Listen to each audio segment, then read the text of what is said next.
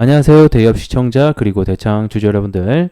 저는 대창과 관련해서 여러분들이 알아야 되는 중요한 요소들 그리고 이슈, 재료, 일정까지 알려드리는 멘토 이진욱입니다. 자, 대창 오늘도 함께 좀 보도록 할 건데 우리 대창 하게 되면 이 구리의 가격에 따라서 상방 하방이 같이 함께 동행을 하죠. 그래서 이 구리의 가격 지금도 좀 계속 하락을 하고 있습니다. 재고량이 아직까지는 조금 빠지지 않는 모습인데 잠시 뒤에 재고량 함께 좀 체크해 보도록 하겠고요. 자, 이어서 또 구리에 관련된 이슈 함께 있습니다. 그래도 또 긍정적인 뉴스가 있어서 가지고 와봤어요. 현재 세계적인 생산 기업 중에 하나인 바로 코델코가 생산량이 감소한다라는 소식이 들려오고 있어요. 그래서 이와 관련된 이슈 체크 전반적으로 오늘도 여러분들에게 알려드릴 수 있도록 하겠습니다.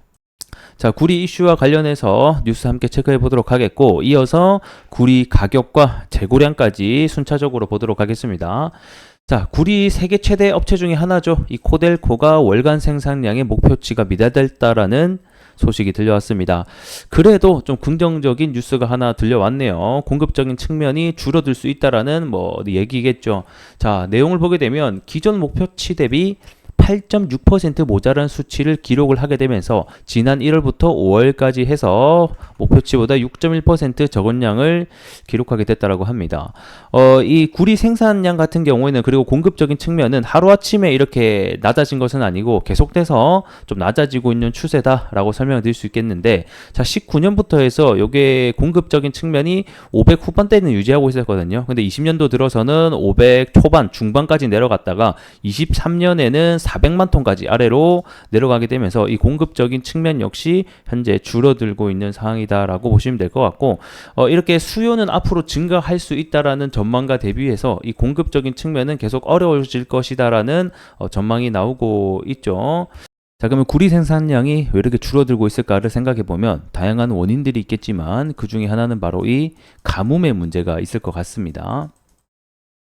자, 물이라는 것은 사실 이 구리를 캐는 데 있어서 굉장히 중요한 요소입니다. 광물이나 원석을 분쇄하는 데도 필요하겠고, 이 불순물을 분리하는 데도 필요하고요. 그 다음에 장비 세척까지 하는데 정말 다양하게 쓰이는 요소이기 때문에 이 물이 부족한다라고 하게 되면 결국에는 이 생산량의 차질을 빚을 수밖에 없다라고 보시면 될 것 같습니다. 그래서 현재 전 세계적으로 이 광산의 30%에서 그리고 50% 정도가 이 물이 부족한 이 가뭄에 취약한 지역에 위치하고 있기 때문에 현재 이 문제로 인해서 생산량이 줄어들고 있다고 합니다. 그래서 이 칠레의 코델코 역시 이미 극심한 가뭄의 타격을 받고 있기 때문에 이 여파로 현재 한 20년 만에 가장 작은 구리의 생산량이 계속해서 진행이 되고 있다고 합니다. 그래서 아래 내용을 보게 되면 뭐 때문에 생산량이 줄어들겠다, 이상기후 현상으로 인해서 곳곳에 가뭄 현상이 벌어지면서 구리 생산량의 차질이 빚어질 것이다 라는 전망이 나오게 되는 거죠. 그래서 뭐 오는 2050년까지 이 구리 광산의 54%와 코발트, 리튬의 같은 14%가 가뭄으로 인해서 생산량이 줄어들 것이다 라고 내다봤습니다.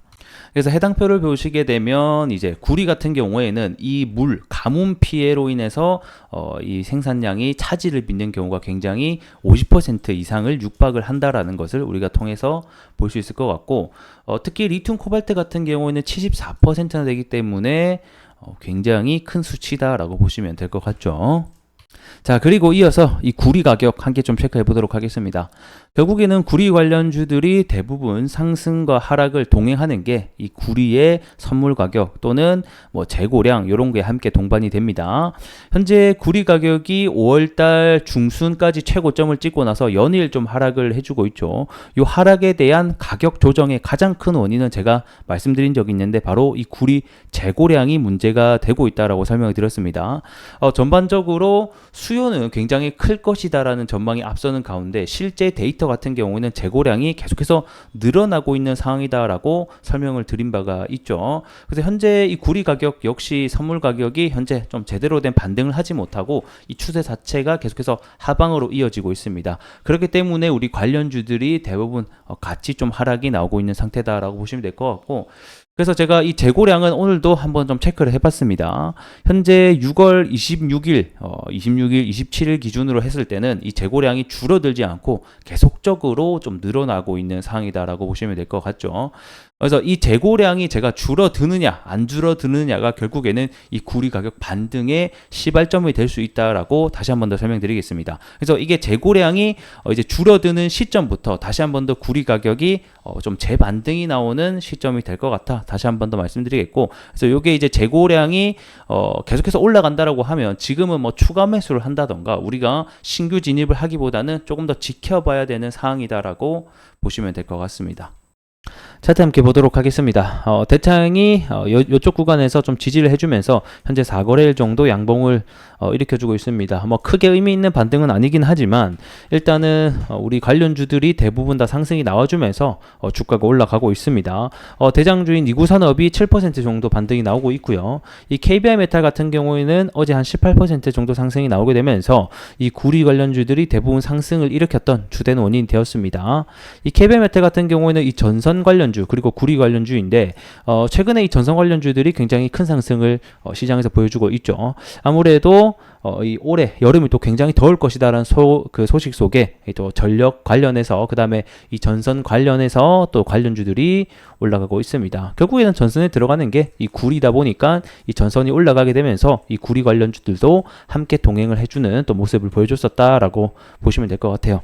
하지만 제일 중요한 것은 구리 가격이다. 아직까지는 뭐 구리 가격이 올라가는 것도 아니고 그렇다고 해서 재고량이 빠지지도 않는 것이다 보니까 아직까지는 좀 더 우리가 추세와 어떤 재고량이 빠지는지를 중점적으로 보시는 게 좋을 것 같다. 이렇게 설명을 드리겠습니다. 자, 앞으로 영상을 통해서도 구리 재고량이라든지 가격 그리고 이슈 측면에서도 여러분들에게 안내해 드릴 수 있도록 하겠습니다. 그럼 저는 또 다음 시간에 뵐게요.